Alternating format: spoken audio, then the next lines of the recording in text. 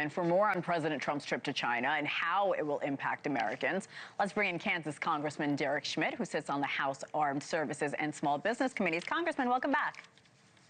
Thank you, Hannah. Good morning. Good morning. You heard from our correspondent, the president saying a lot of good came from his summit with China, including a purchase agreement for oil. What's your assessment of this trip? Will the purchase of U.S. oil bring any relief, financial relief to Americans?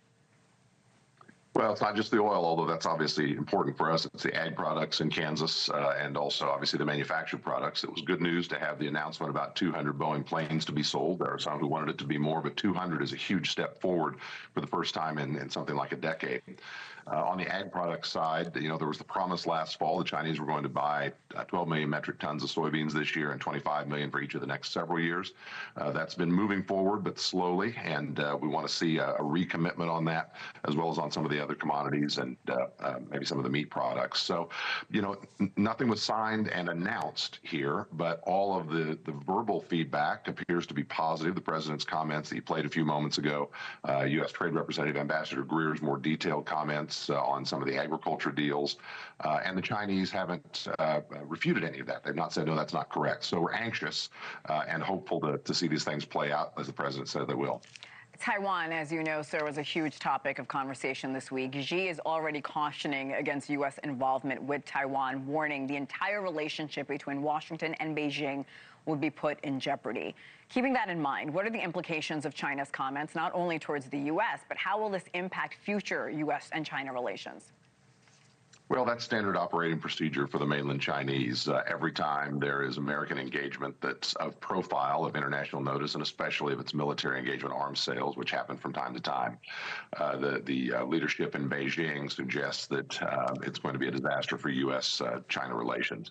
But look, this is a multifaceted relationship we have with the mainland Chinese. They have interest in us. We have interest in them.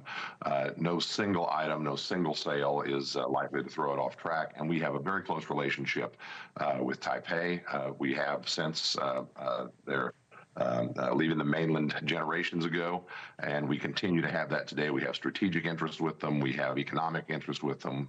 And so I don't read too much into it. It's the ordinary caution that's advisable, but I don't see anything out of the ordinary here in terms of the Beijing reaction. The president says the congressional-approved arms sales to Taiwan were a good bargaining chip with China. You're a member of the Armed Services Committee. How important are these U.S. arms sales and support for the island overall, Congressman?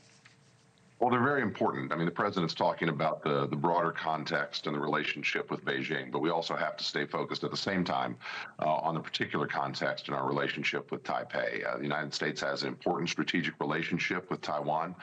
We have a longstanding friendship. We intend to maintain that. It's in our interest as well as theirs.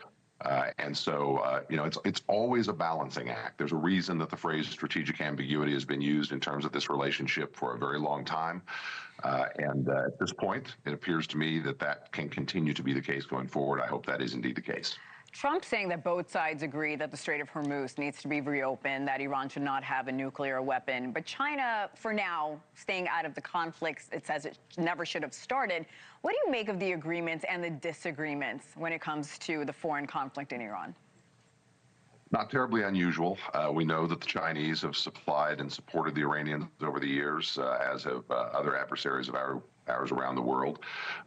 It appears to me a positive that the Chinese didn't take this opportunity with the president there to suggest that they're going to become more involved in the conflict and perhaps on the wrong side. I think that is a positive event. Obviously would have liked to have seen them speak out a little more strongly in terms of what it's going to take to get the Strait of Hormuz reopened. But I thought on the whole, it wasn't a negative. And it may well be a positive going forward. It's like so much else that came out of these discussions between the presidents in mainland China these past few days. We're still on wait and see. We have to see what actually happens beyond what was reported publicly over a fairly short period of time. Do you believe Trump should lift sanctions on Chinese companies who are still buying oil from Iran? I do not. Why? Well, I think that the Iranian economy and their military machine are financed by their illicit and illegal oil sales. Rendering those sales legal doesn't do anything to interrupt their ability to finance their economy and their military machine. So, that's a discussion that perhaps could be had after the conflict in Iran is ended, after Iran is effectively denuclearized in terms of its weapons capacity. But I don't think it's time for that discussion now. Does the U.S. have the capacity to sell oil to China? Well, the capacity, yes. I mean, we have very large production here now. Yeah. And so, yes, we have the capacity. I do think we want to keep the bigger picture in mind here. The United States has a tremendous amount of ability to produce our own energy at this point. That was not the case a generation ago. It is today. Yeah. At the same time, particularly in the petroleum sector, we are closely connected to the global economy, and we've seen that at the gas pumps right now. We want to make sure that we put America first in terms of how we use those resources that we've been blessed with. All right, Congressman Derek Schmidt, we always appreciate your time, and especially with this summit. It's nice to get your analysis. Thank you again, sir.